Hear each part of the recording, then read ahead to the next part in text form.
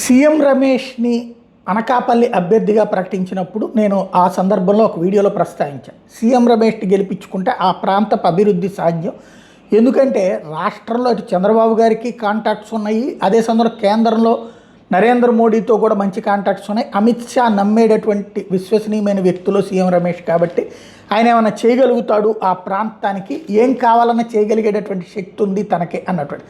ఇప్పుడు దానికి సజీవ సాక్ష్యమే ఏకంగా 85,000 కోట్ల పెట్టుబడితో 25,000 మందికి ఉద్యోగం వచ్చేటటువంటి ఆర్సిలార్ మిత్తల్ సంస్థ ఒకవైపున అనకాపల్లి జిల్లాలో 1.61 లక్షల కోట్లతో భారీ ఉక్కు పరిశ్రమ ఏర్పాటుకి రెడీ అవుతుంటే, మరొక వైపు ఎన్టీపీసీ అచ్యుతాపురం మండలం పూడికి మడకలో గ్రీన్ హైడ్రోజన్ హబ్ ఏర్పాటుకి సిద్ధమవుతూ ఉండటం, ఇందులో కూడా వేలాది ఉద్యోగాలు వచ్చేటటువంటి అవకాశం ఉంది. ఈ రెండు కూడా తన కాన్సెప్ట్ అవుతుంది.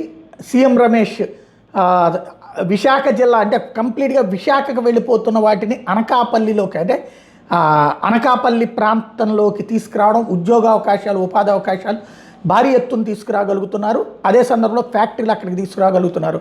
అది సీఎం రమేష్ వాళ్ళని సాధ్యమవుతుంది.